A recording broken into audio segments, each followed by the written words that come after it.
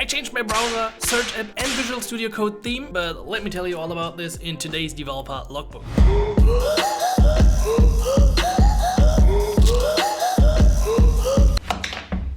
Welcome to the September Developer Logbook edition, which is released in October because, well, it's a review, right? So let's quickly talk about what happened in September, that's the month, and then we're gonna also talk about all the new tools and services and stuff. Actually got a lot of things that I want to show you that I will present afterwards. So what happened in September? First of all, I had great collaborations with Glassify and also Stream. Those are two pretty cool tools and we had a great collaboration. You should definitely check out those companies. Second thing, I changed a lot of tools. I already said it in the beginning, I'm now using a new search engine, I switched my browser, I took a new theme for Visual Studio Code, so a lot of developer changes and also something, well, I can't show you right now, I'm gonna show you in the end, which is a little heat map for my hands, but this is like the special at the end. On top of that, I made a lot of progress in terms of Ionic React content for the Ionic Academy. So if you don't know it, the Ionic Academy, my online school for helping you with everything Ionic, was mostly focused on Angular in the past, but now we got several quick wins on React, on building a tab bar, on using a menu, and now in October there's also a big new course on using authentication with HTTP endpoints in your Ionic React application. So the Ionic Academy is now really welcoming React developers as well,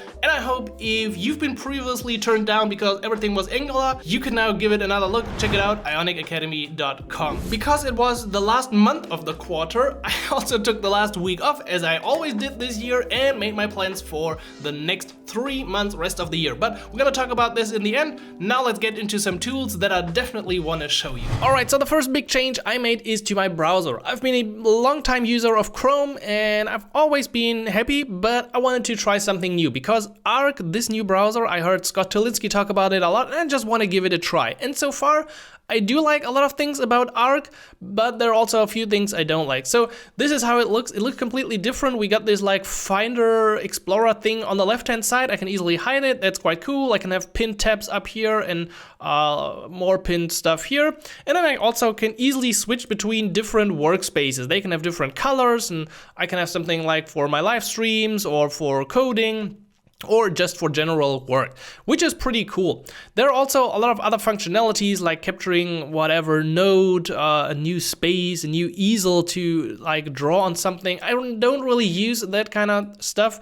It's pretty cool that you have like a command palette. So if you open Command T, which is usually a new tab bar, it will open this bar, just like inside like a lot of other applications. And you could also do something like add split view. This is something I really like, so I can have side-by-side content. Anyway, I found this sometimes to be a bit confusing how it actually works. I'm just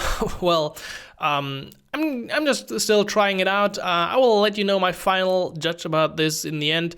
So far I like it and just try to force myself to work with it. But now how can I make this one here like, I want to have this full screen again, like, no, it's kind of strange sometimes. Anyway, this also brings me to app number 2, Raycast. Raycast is amazing.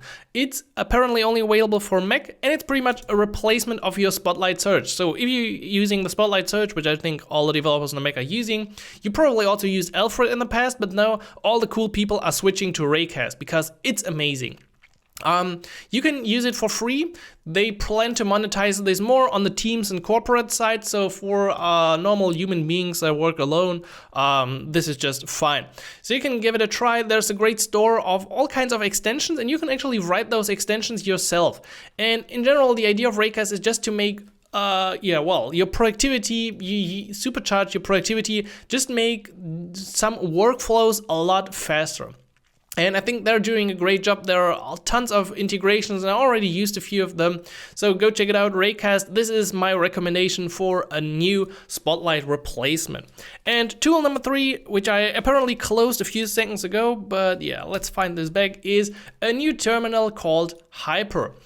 I've actually installed a few additional plugins, as you can see. So now it looks like this. Nothing too fancy actually, but I wasn't happy with the iTerm 2 that I had before.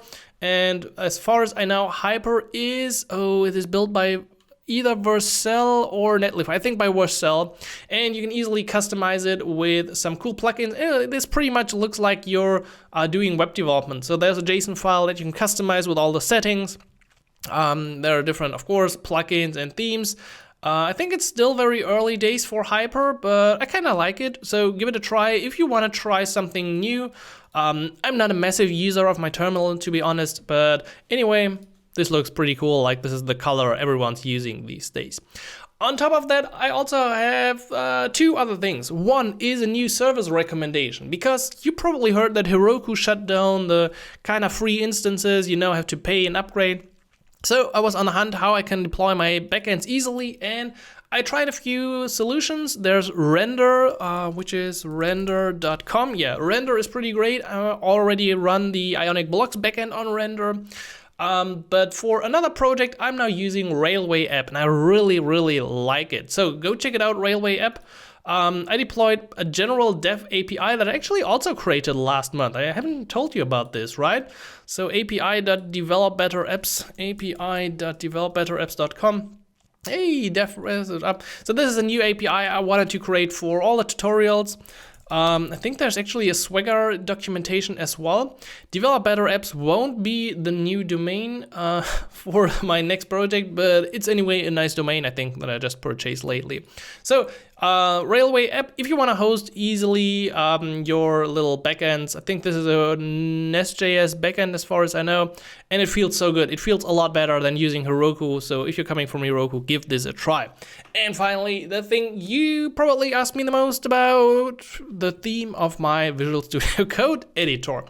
And that theme actually got a nice little update. So I don't know exactly which theme I used before. This is not how you open the command palette. This is how you open it. Preferences color theme. So I think I used some kind of OneDark Pro for most of the time. Now going back feels so strange because I'm not actually using, as you see, Shades of Purple. Shades of Purple was developed by Ahmad, a wise, awesome developer I've been in contact with regarding Rapid API. So as far as I know, he's a developer advocate for Rapid API, but he does tons of things for Visual Studio Code. And this is just one because he likes Purple a lot. And to be honest, this is freaking amazing. I love this. This looks so good. It looks nice to the eye. It gets all the contrast right. So Ahmad did a great job. And while we're here, let's also mention this. Rapid API also created like a Postman, Insomnia, whatever you use for REST API testing client right inside of Visual Studio Code.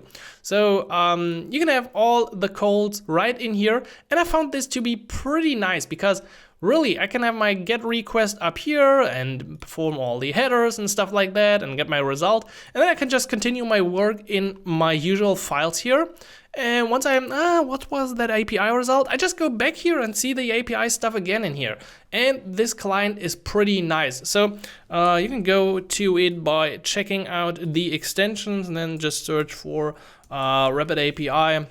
That should bring up the Rapid API client. So Shades of Purple and Rapid API client, the 2 changes I made to my Visual Studio Code editor. If somebody asks, you can now be an evangelist for myself. So whenever you see a comment pop up, oh, Simon, what theme are you using? It is currently the Shades of Purple.